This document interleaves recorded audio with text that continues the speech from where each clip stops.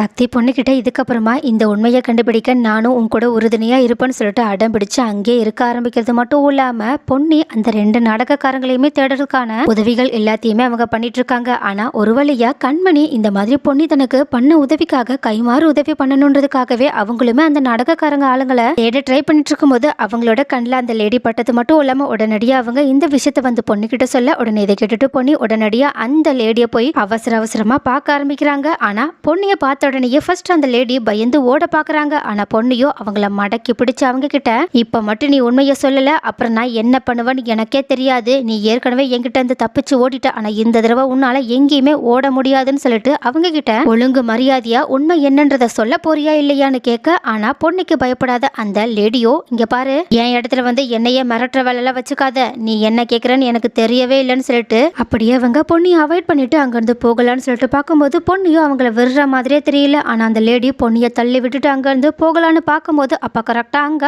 மாசா என்ட்ரி கொடுத்த சக்தியோ ஒரு நிமிஷம் பொன்னி சொல்ற வருது உங்களுக்கு என்ன ஏதுன்னு சரியா புரியலனாலும் நான் உங்களுக்கு புரிய வைக்கிறேன் ஒன்னும் பிரச்சனை இல்லைன்னு சொல்லிட்டு அவங்களோட கையோட கூட்டிட்டு வந்த அந்த இன்னொரு நாடகக்காரங்களையுமே அவங்க முன்னாடி வந்து நிறுத்த இதை பார்த்துட்டு பொன்னி அதிர்ச்சி அடைகிறதுக்கு மேல அந்த நாடகக்காரங்க அதிர்ச்சி அடைஞ்சி சார் நீங்க என்ன பண்ணிட்டு இருக்கீங்க, நிஜமாவே இந்த பொண்ணு உங்க எல்லாரையுமே ஏமாத்திட்டு தான் சார் இருக்கா, இந்த பொண்ணு என்கிட்ட வந்து பொய் சாட்சி சொல்லுங்கன்னு சொல்லிட்டு உங்களோட வீட்டுக்கு கூப்பிட்டா நான் அதனாலதான் வரமாட்டேன்னு சொல்லிட்டு இந்த பொண்ணு கிட்ட சண்டை போட்டுட்டு இருந்தேன்னு சொல்ல ஆனா சக்தியோ சிரிச்சுக்கிட்டே இங்க பாருங்க மேடம் உங்களோட டிராமா எல்லாமே எப்பயோ கப்பல் ஏறிடுச்சு, எல்லா உண்மையுமே இந்த ஆளு என்கிட்ட சொல்லிட்டான், இப்போ நீங்க சொல்ல வேண்டியது மட்டும்தான் பாக்கி இருக்குன்னு சொல்லிட்டு அந்த ஆளுக்கு பேச கூட சான்ஸ் கொடுக்காம சக்தி அந்த லேடிய மிரட்ட ஆரம்பிக்க அந்த லேடியோ கொஞ்சம் கொஞ்சமா பயந்து இப்போ உண்மையை சொல்லலாமா வேண்டாம்னு சொல்லிட்டு யோசிக்க ஆரம்பிக்கும் போது அந்த நாடகக்காரங்கள்ல அந்த ஆளு உடனடியா சைகை மூலயமாவே அந்த லேடிக்கு தான் எந்த உண்மையுமே சொல்லலன்றத புரிய வச்சுட்டாங்க. சோ நிலைமையை புரிஞ்சுக்கிட்ட அந்த லேடியும் மறுபடியுமே எந்த தப்புமே பண்ணல, பண்ணது எல்லாமே பொண்ணுதான் சொல்லிட்டு அவங்களோட டிராமாவை ஸ்டார்ட் பண்ண ஆரம்பிக்க இதை பார்த்த சக்தியும் இவங்க ஏன் இப்படி பண்றாங்கன்றத நல்லா புரிஞ்சுக்கிட்டது மட்டும் இல்லாம பொண்ணுகிட்ட பொண்ணி நீ உன்னோட விதத்துல இவங்களை எப்படினாலும் விசாரி, என்ன பிரச்சனை வந்தாலும் நான் அதை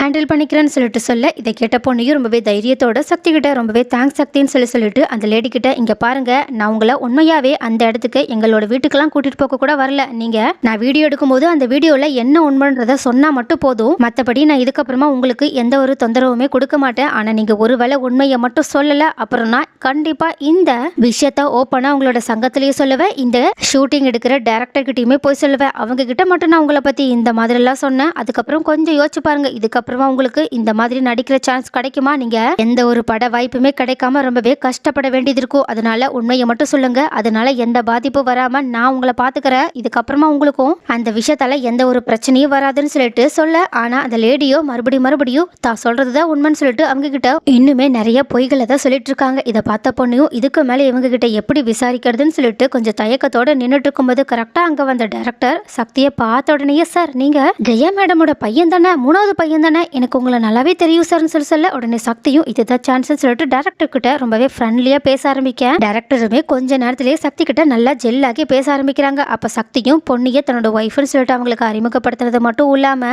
அவங்க இந்த மாதிரி இவங்க 2 பேரையுமே பார்க்க வந்திருக்காங்கன்னு சொல்லிட்டு கொஞ்சம் மேலோட்டமா இவங்கள நல்லாவே தெரியும் இவங்க கிட்ட ஒரு உண்மையை கேட்கறதுக்காக வந்தோன்னு சொல்ல உடனே அந்த டைரக்டரும் அந்த நாடகக்காரங்க கிட்ட ஆமா இவங்களுக்கு நல்லபடியா நீங்க ஒத்துழைப்பு கொடுங்க, அவங்க என்ன கேட்கறாங்களோ அதை சொல்லுங்க, ஏன்னா இவங்க ரொம்ப பெரிய ஆளுன்னு உங்களுக்கு நல்லாவே தெரியும்லன்னு சொல்லிட்டு சக்தி கிட்ட சார் நானே ஒரு விஷயமா உங்களை பார்த்து பேசுறதுக்காக நினைச்சேன், ஆனா நல்ல வேளை நீங்களாவே வந்துட்டீங்க, நாங்க ஒரு மியூசிக் ஆல்பம் பண்ண வேண்டியது இருக்கு, அதுல உங்களோட அம்மா அப்பா தான் பாடி கொடுக்கணும், சோ அதுல நீங்க கொஞ்சம் எனக்கு உதவி பண்ண முடியுமா, நாங்க கண்டிப்பா அதுக்கான பேமெண்ட்ஸையும் சரியா கொடுத்துருவோம், ஆனா என்ன உங்களுக்கான கால் ஷீட் தான் எங்களுக்கு கிடைக்க மாட்டேங்குதுன்னு சொல்லிட்டு அவங்க கிட்ட அந்த ஹெல்ப் கேட்க உடனே சக்தியும் கால் ஷீட்ல ஒரு பிரச்சனையா, நம்ம தான் இப்போ ரொம்பவே க்ளோஸ் ஆன ஃப்ரெண்ட்ஸ் ஆயிட்டமே, நீங்க எனக்காக ஏதாவது பண்ணுவீங்கல்ல அதே மாதிரி நானும் உங்களுக்கு ஏதாவது பண்ணிட்டு போறேன், ஏன்னா ஃப்ரெண்ட்ஸ்குள்ள இதெல்லாம் சகஜதானு சொல்லிட்டு அப்படியே அவங்க அந்த டைரக்டருக்கு உதவி பண்ற மாதிரி அவங்க கிட்ட பேசினாலும் இன்னொரு பக்கம் அந்த நாடகக்காரங்க ஆளுங்களுக்கு புரியுற மாதிரி டைரக்டர் இதுக்கப்புறமா தான் என்ன சொன்னாலும் கேட்பாங்கன்றத புரிய வைக்கிறாங்க. இதை பார்த்துட்டு இன்னுமே பயந்து போன அந்த சீரியல் ஆக்டர்ஸுமே உடனடியா அந்த டைரக்டர் அங்கிருந்து போனதுக்கு அப்புறமா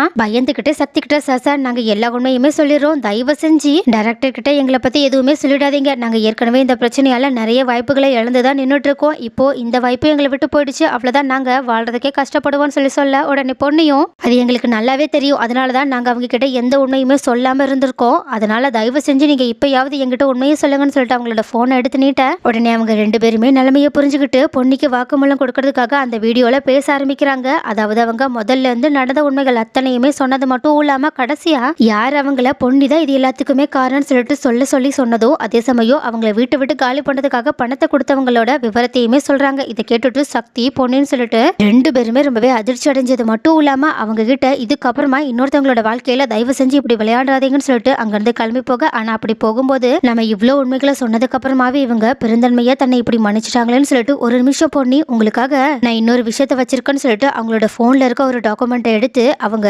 பொன்னியோட போனுக்கு வாட்ஸ்அப் மூலமா அனுப்பி வச்சுட்டு நாங்க இவ்வளவு தப்பு பண்ணிருக்கோம்னு சொல்லிட்டு ஆதாரத்தோட சொன்னதுக்கு அப்புறமாவும் நீங்க பெருந்தன்மையா எங்களை மன்னிச்சதுக்காக தான் நான் உங்களுக்கு கொடுக்குற ஒரு சின்ன கிஃப்ட்னு சொல்லிட்டு இதுக்கப்புறமா எங்களால கண்டிப்பா உங்களோட வாழ்க்கைக்கு எந்த பிரச்சனையும் வராதுன்னு சொல்லிட்டு சக்தி கிட்டையுமே தயவு செஞ்சு என்ன மன்னிச்சிருங்க சார்னு சொல்லிட்டு ரெண்டு பேருமே மன்னிப்பு கேட்க உடனே சக்தியும் இவ்வளவு நேரம் அந்த ரெண்டு பேரும் மேலேயுமே ரொம்பவே கோவமா இருந்தாலும் அந்த டாக்குமெண்டோட டீடைல்ஸ் எல்லாத்தையுமே பார்த்ததுக்கு அப்புறமா அவங்களுமே ரொம்பவே நிம்மதி அடைஞ்சது மட்டும் இல்லாம மாறா அவங்க ரெண்டு பேருக்குமே தேங்க்ஸ் கூட சொல்லிட்டு அங்கிருந்து பொன்னியோட சேர்ந்து தன்னோட வீட்டுக்கு கிளம்பி போறாங்க. அதே சமயம் போகும்போது பொன்னி கண்மணிக்குமே தேங்க்ஸ் சொல்லிட்டு அங்கிருந்து போக கண்மணியுமே பொன்னிய ஒரு ஃப்ரெண்டு மாதிரி பார்த்த விஷயத்த சொல்லிட்டு ரொம்பவே சந்தோஷத்தோட அவங்க கிட்ட இருந்து விடைபெறிஞ்சுக்கிறாங்க. ஆனா வீட்டுக்கு செம்ம கோவத்தோட போன சக்தியோ வீட்டுல ஹால்ல நின்னுகிட்டு வெண்ணிலான்னு சொல்லிட்டு கத்த ஆரம்பிக்கிறது மட்டும் இல்லாம ஜெயா கிட்ட அம்மா நீங்க எவ்வளவு பெரிய முட்டாளன்றது இப்போ வெளியே வரப்போகுதுன்னு சொல்லிட்டு பொன்னி வா சீக்கிரமா வந்து நீயே ஓ வாயாலேயே எல்லா உண்மையுமே சொல்லுன்னு சொல்லிட்டு சொல்ல அப்போ எல்லாருமே வந்ததை பார்த்த பொன்னியும் உடனடியா அவங்களோட போன்ல இருக்க வீடியோ ஆதாரத்தை எல்லாரும் முன்னாடியுமே போட்டு காட்ட, ஆனா அதை பார்த்ததுக்கு அப்புறமாவும் ஜெயா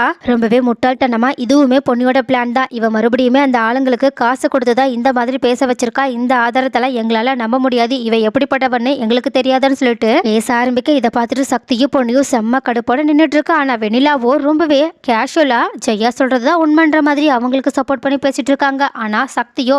இதுக்கு மேல ஒரு வார்த்தை பேசின வெண்ணிலா அப்புறம் நான் மனுஷனாவே இருக்க மாட்டேன், முதல்ல நாங்க முழு உண்மையை சொல்லிடுறோம், அதுக்கப்புறமா நீ இந்த மாதிரி பேசவான்னு சொல்லிட்டு பொன்னி நீ அந்த ஆதாரத்தை எடுத்து எல்லார்கிட்டயுமே காட்டு, இப்போ எது உண்மைன்றது புரிய வரும்னு சொல்லிட்டு ஒரு வீடியோ ஆதாரத்தை எடுத்து போட்டு காட்டுறாங்க. அது வேற எதுவும் கிடையாது, சக்தியோட கல்யாணத்துக்கு அந்த நாடகக்காரங்க வந்ததுக்கு அப்புறமா அவங்க கிட்ட உஷா மூர்த்தி சுந்தர்னு சொல்லிட்டு மூணு பேருமே பிளான் போட்டு பேசின விஷயங்கள் தான் அதுல வீடியோவை ஓடிட்டு இருக்கு. ஏன்னா ஒரு சேஃப்டிக்காக இந்த மாதிரி அந்த லேடி இதை ஒரு வீடியோவாவே எடுத்து வச்சிருந்திருக்காங்க, அதை அவங்க பொண்ணு கிட்ட கொடுத்துட்டு இருக்காங்க. உடனே இந்த வீடியோ ஆதாரத்தை பார்த்த உடனே வீட்டுல இருக்க அத்தனை பேருமே செம்ம அதிர்ச்சி அடைஞ்சது மட்டும் இல்லாம அந்த வீடியோல வெண்ணிலாவுக்கு சக்தி கூட கல்யாணத்தை நடத்தி வைக்கணும்ன்ற காரணத்துக்காக தான் நாங்க எல்லாத்தையுமே இதை பண்ணிட்டு இருக்கோம், இது வெண்ணிலாவுக்குமே நல்லா தெரியும், ஏன்னா வெண்ணிலா சக்தியை அந்த அளவுக்கு காதலிக்கிறான்ற விஷயமே வந்திருக்க. இதை பார்த்துட்டு அத்தனை பேருமே செம்ம கோபத்தோட வெண்ணிலாவுமே திரும்பி பார்க்க, ஆனா பிரீத்தி தான் செம்ம அதிர்ச்சியோட அப்பனா கூடவே இருந்து நம்மளுக்கு குளிப்பறிச்சவ இவதானான்னு சொல்லிட்டு இவளையா நம்பிட்டு இருந்தோன்னு கோவத்தோட அவங்கள பார்த்துட்டு இருக்க வெண்ணிலாவோ ஐயோ கையும் களவுமா மாட்டிக்கிட்டோமே, இதுக்கப்புறமா நம்ம என்ன பண்ண போறோமே தெரியலையேன்னு சொல்லிட்டு